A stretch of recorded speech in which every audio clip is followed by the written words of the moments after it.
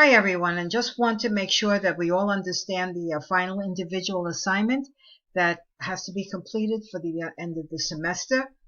We've completed all of our coursework in terms of the letters and emails that we wrote, so you know we're coming towards the end, and now we're going to put all of this together in a final individual assignment, making sure that you realize that your proofreading and your editing skills, as well as your making sure that you have all of your sentences are correct, sentence structure is perfect, no typographical errors, and that you've proofread. All right, so what do we have to do? There are two articles. All right, here you see the two articles. You click in.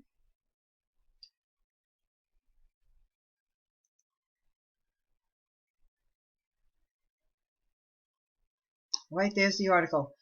It's only 2 pages, so it's not a lot, nothing that you have to get excited about. I think you'll enjoy the articles if you can enjoy anything that makes you think seriously.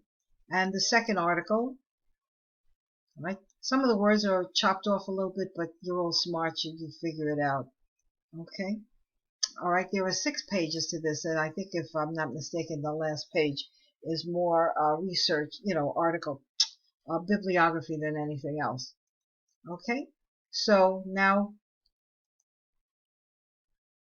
we are, so after you read the articles, and obviously you have to read the articles, type your responses to all the questions in full sentences and not just yes or no. So in question number 1, I'm not going to go through all of the questions in that detail. In your own words, all of this is in your own words. Explain the difference between stereotyping, discrimination, and racism.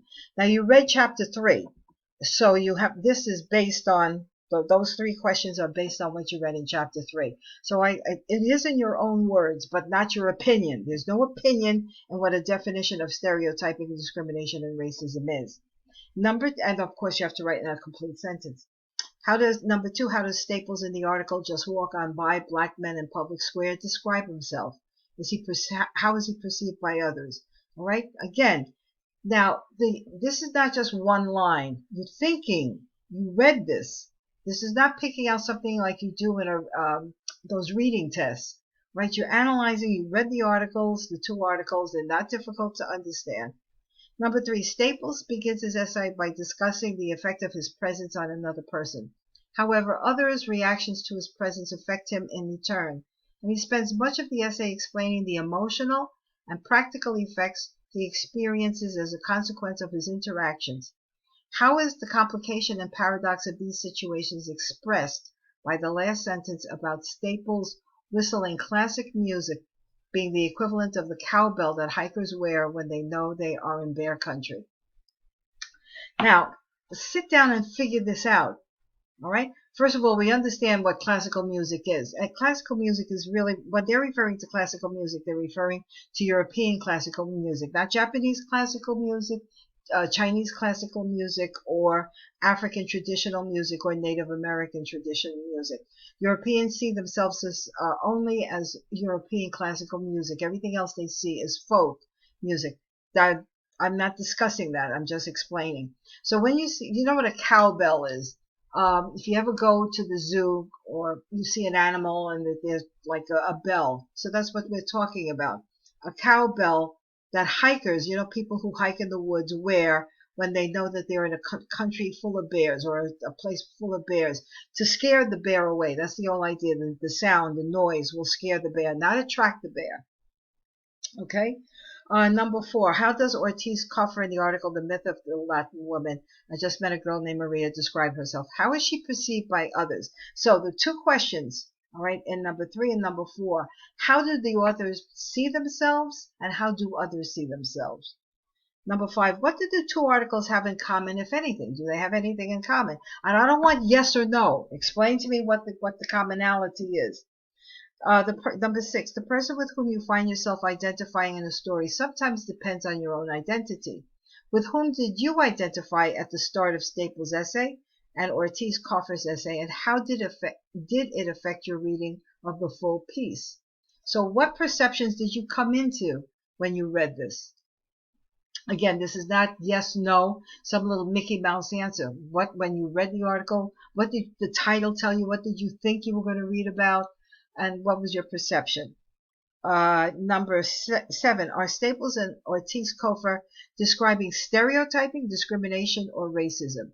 Which are they describing? Are they both describing the same thing? Are they describing stereotyping, discrimination, or racism? And explain your answers. Number 8, as New Yorkers, particularly from the Bronx or Harlem or Washington Heights, we all like to think that we are open-minded. However, how do you view young teenagers of color when you are walking or seeing them on the corner or on the subway, especially if you are alone? Male or female? Okay, this applies to both. Number 9, describe a situation where you found yourself stereotyping a person or group of people. Were you surprised by your own ability to stereotype people? And of course you're going to say, no, I never stereotype people, but think seriously. Number 10, are there any connections to Ortiz-Cofer's growing up Latina, particularly Puerto Rican, and your experiences growing up Latina in New York? Of course, this question is only for Latino women. Certainly, if you're Latino women, whether you're Puerto Rican, if you are Puerto Rican or Latina coming to New York, all right, but you have to be Latina. So African Americans and African American men and Latino men not answering question number 10. 11. Has anything changed in terms of perception of the majority culture? You know what the majority culture is. Majority culture, when we say American, we think white. Okay, we think white privilege. Certainly not poor whites, but white privilege. Towards those of us who are black and or Latino. If so, what? Has anything changed? Okay. Number 12. You're going to be a future manager. So as a future manager, what specific lessons have you learned from these 2 articles? Okay. And make sure every question is you type a complete sentence. So think about what you're typing. Make sure you proofread. Don't give me any nonsense now. Format, use Arial font and 12 font size. Double space between the questions, but single space your answers. All right, this is due by Monday, May 11th. So sitting down there crying and saying, I don't have enough time, you got 2 weeks. Okay? The article itself you can read when you're sitting in the bathroom. All right, the last thing you have with your ePortfolio, and then this is also going to be updating your ePortfolio. Remember the comments I made on your ePortfolio? Make sure to include revisions of that ePortfolio because I'm going to be looking at this. So you're going to create a subheading entitled End of Semester Reflections and post your reflections on your professional progress so far, and consider some of these questions as points to begin your reflection. All right. Please remember that this is a reflection paper. The questions serve as a guide and they cause you to expand on one aspect more than another. The point of the reflection paper is to look at your progress as a professional in training, seeing where you were the first day you came to Hostos right up to the present moment. And that doesn't necessarily mean those who are graduating only. All right. The end of reflections assignment and ePortfolio revisions are due by Monday, May 11th. So again, you have 2 weeks. And also, I wanted to go through your writing, creating an ePortfolio, professional development. Again, please make sure you review your proofread your reflections in the ePortfolio because other people will be reading this. And this is not necessarily only for business communication. Remember, you're looking at all these courses do not have to be business courses. All the courses that you took from the day you came to Hostos until now that you're at this point, May 2020. All right. How have you grown? Have you grown? Obviously, you must have grown, and I'm not talking about your weight. I'm talking about what did you learn? Were you educated or were you schooled? That's a question I should ask next semester. All right. So any questions that you have, please make sure that you ask, and I have scheduled for you for Wednesday. Excuse me.